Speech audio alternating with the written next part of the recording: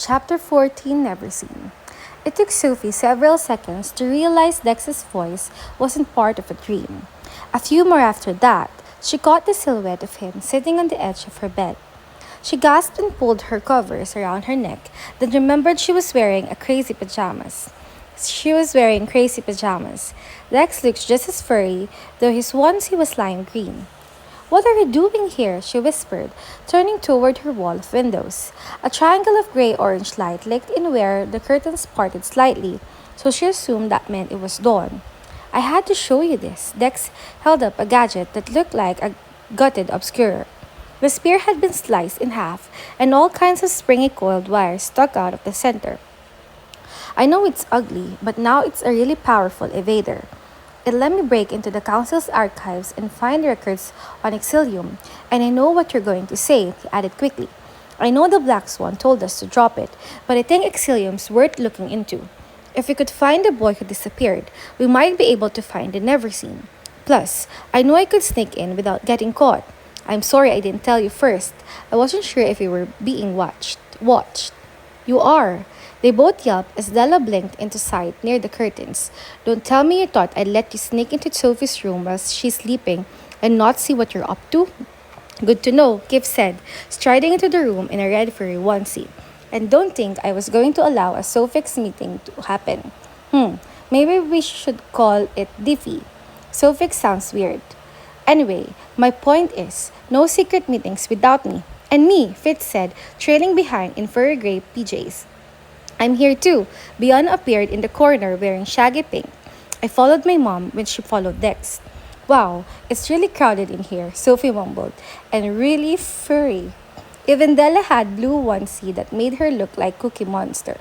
"Cool, your window is right across from mine," Gift said, opening Sophie's curtains. "We could throw things at each other." "Or not." Della herded everyone to the bed. "Sit. We need to discuss the incredibly dangerous thing Dex has done."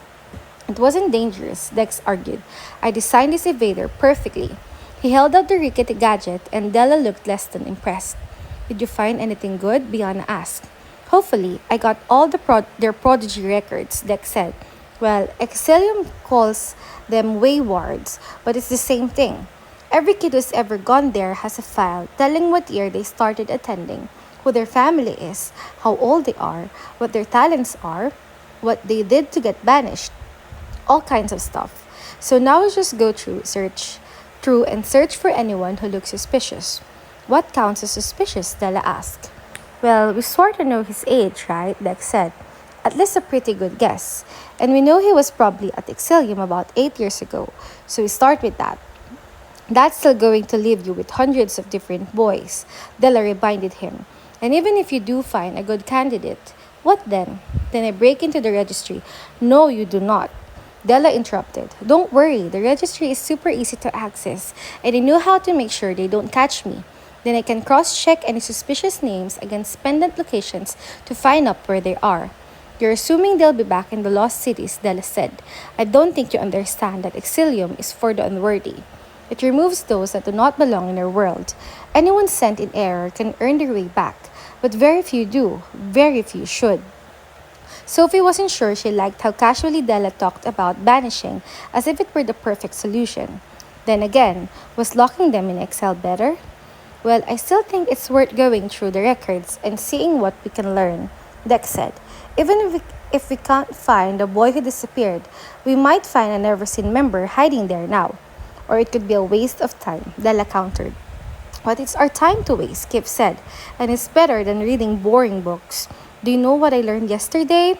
That when our minds break from extreme guilt, they can shatter different ways. Most people shut down and can't function anymore. But some turn erratic and reckless. Sometimes people even get violent. That's important," Della told him. Sophie had to agree. That explained why Alden went catatonic over his involvement with Prentice's memory break, while Bran turned into a deadly pyromaniac after he killed Jolie. "Right, but how long did that take me to explain?" Kif asked. 10 seconds? 5? But it took me 329 pages to read. So yeah, I'll take searching through Exilium files any day." Della started pacing. "What are the odds of you listening if I tell you not to pursue this?" Slim to none, Kif said. That's what I thought. So fine. You already have the records. If you want to go through them, I won't stop you. But no breaking into the registry without consulting with me. Clear? Fine, Dex agreed. I'll build something so you guys can see the files I copied. Maybe if I rewire the importer, I'd probably need gold instead of copper wire and yeah, technopath stuff we don't understand. Kif jumped in. What do we do while you do all of that? How about we change out of these crazy outfits, Biona said. I mean, really, what was the Black Swan thinking? That if your pajamas were embarrassing enough, you kids would be discouraged from after curfew meetings. Everyone scrambled as Mr. Forkle stalked into the room, followed by Granite and Blur. Clearly, our plan was not as Clearly, our plan was not as successful as we'd hoped. Mr. Forkle said, Dare we ask what made you willing to suffer the furry disgrace? I think the better question is, what are you guys doing here so early? Kif countered, We promised we'd report to Kala as soon as we'd learn anything about Wildwood. Granite said, And? Sophie asked. So far, there's been no change, but that's good news in some ways, Blur said. The gnome's symptoms seem to be holding steady, but they still don't have a cure, Sophie clarified. No, Mr. Forkle admitted, but they're working on it. They should have my dad try, Dex said. He's the best alchemist out there. I'm sure he'll be their next call. Right now, Lady Galvin is trying her hand. Granite said. Even months later, Sophie still flinched at the name. Her old alchemy instructor had made her first year at Foxfire equal parts humiliating and stressful. So if all the best people are working on it, Sophie said, why haven't they found a cure? It comes down to isolating the pathogen, Mr. Forkle explained. They haven't been able to find a source, and without that crucial information, they don't know what to target. The physicians suspect each gnome is plagued by only a single parasite, so finding it is a bit like the old human expression about needles in haystacks. But at least they're not pressed for time.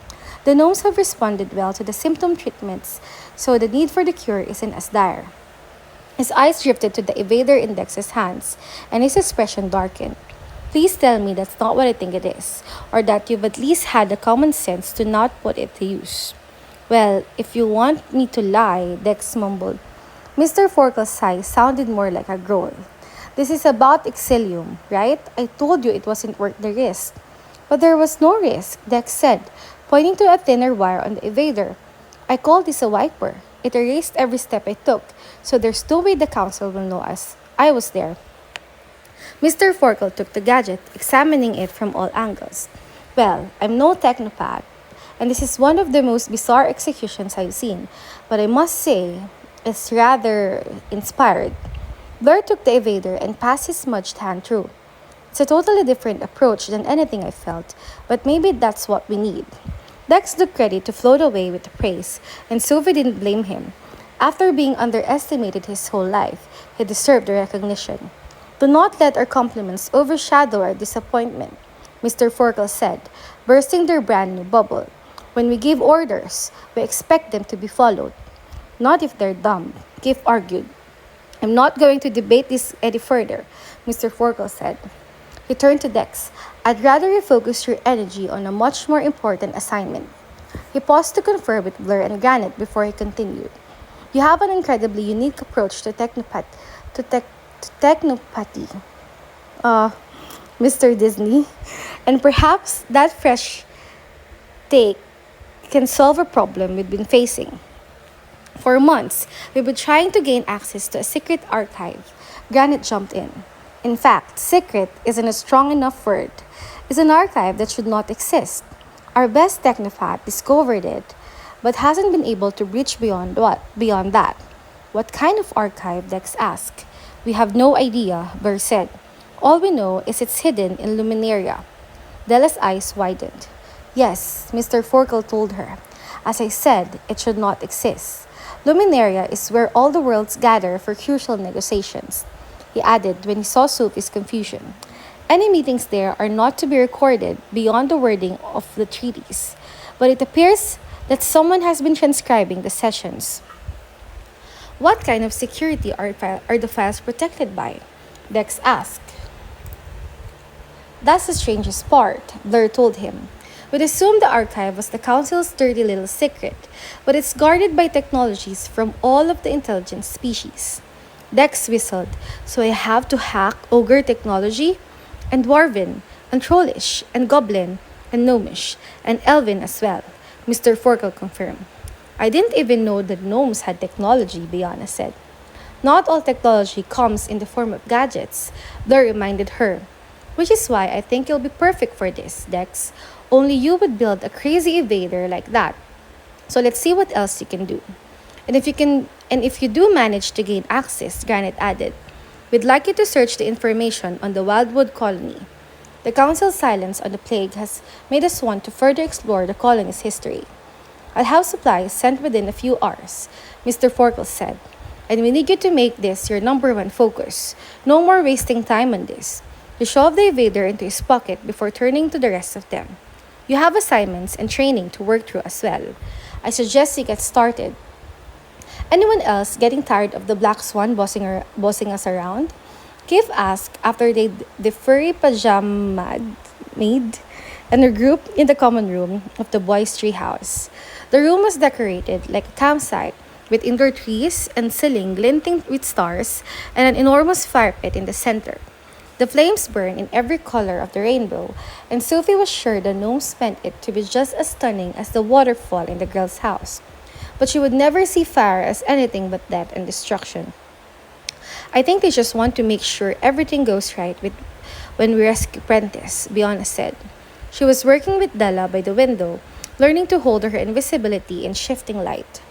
It is annoying though, Sophie mumbled, following Fitz to a clump of boulders that turned out to be beanbag chairs. Dex had fortunately been smart enough to save a copy of the Exilium records he'd stolen, and it promised to make a gadget they could use to search through them. In the meantime, it was back to Cognate training, and it felt extra nerve-wracking doing it in front of everyone. Dex had taken over most of the floor with tools and bits of gadget supplies, and Kip had slumped into a chair in the darkest corner, pretending to read another empathy book. Every few minutes he'd mutter, this is the stupidest thing ever. Should we start at the beginning? Fitz asked, opening his Cognate training notebook. Sophie nodded. Biana hadn't been exaggerating about Cognates having to share everything. Each exercise was designed to make them reveal more and more secrets. Their first assignment wasn't that bad. Just a list of questions they were supposed to ask while their minds were connected, so they could see each other's first thoughts. Is it okay if I enter your mind? Fitz asked. Dude, do you realize how creepy that sounds? Kif interrupted. It's less creepy than reading her feelings all the time without telling her, Fitz argued. Hey, it's not like I try to do that. You're just mad that Foster can't hide things from me. Pretty soon, she won't be hiding anything from me either.